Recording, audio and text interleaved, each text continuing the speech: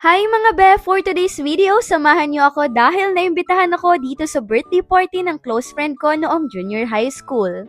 Again, this is Shannon, an online seller, pajitera, and now a first-year marketing management student. Good morning mga be! And so, ayan, nakikita niyo naman na nasa tricycle ako and ngayon papunta ako sa sentro ng Naga para bumili nitong paper bag na lalagyan ko ng regalo ko para kay Paula, which is yung birthday party na pupuntahan ko ngayon. At syempre, hindi lang naman yan ang aking sadya dahil ngayon ay nasa Barangay Dayangdang na ako upang mag-meeting. And yes, after the meeting and passing all the requirements for Miss Dayangdang, ay narito kami sa Kinalasan. Malapit nga pala yan sa Barangay Hall ng Dayangdang. And yan naman ang aking mga bagong pageant sisters. And of course, narito na naman si Nigel. At pang-apat na beses ko na to na co-candidate ko na naman siya. At syempre, bago tayo pumunta sa debut party, dapat fresh tayo. Kaya naman, umuwi muna ako para maligo ulit at magpalit ng theme outfit for the debut party. And I am now with my kakambal, ang aking tagahatid sundo kapag may mga event ako. So, nandito na nga ako sa venue and very demure lang nga ang atake natin dyan kasi wala akong ibang ka-close friend na in-invite si Paula. Kaya naman tahimik lang ang babaeng ito the whole event. And this time mga be, papasok na ang star ng birthday party na ito.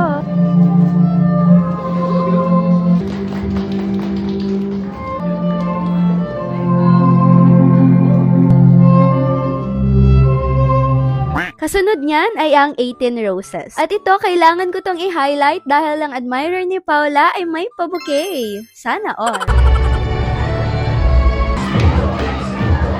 Sumunod sa 18 Roses ay ang 18 Candles na. At dito tayo kasali. Hello everyone and hello to the most beautiful and the star of this day. Hi Pao, happy birthday. Oh my God. You know, we met very unexpectedly and our friendship is very unexpected also. You know that, and I think that makes our friendship even more special.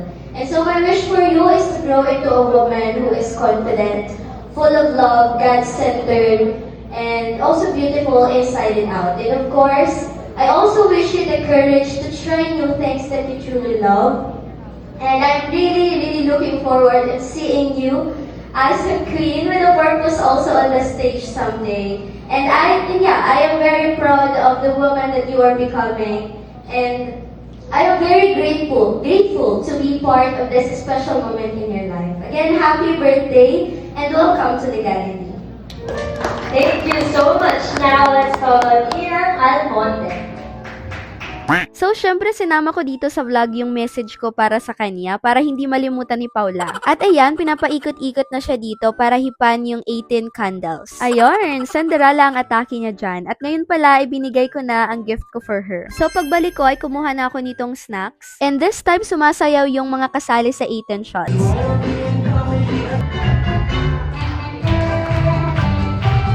So ngayon ay isa-isa nang tinatawag yung mga nakaupo per table to take a group picture with her. Kasi after nyan ay oras na for a dinner. Thank you!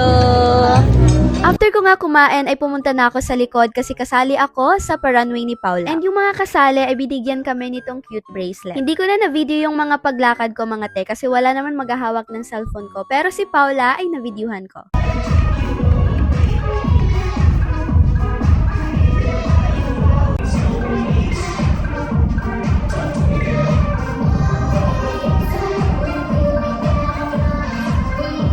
O, diba? Bongga, future beauty queen din yan, mga be. At ngayon nga ay open na for dance floor. Nakisayaw na nga ako dyan, mga be, bago umuwi.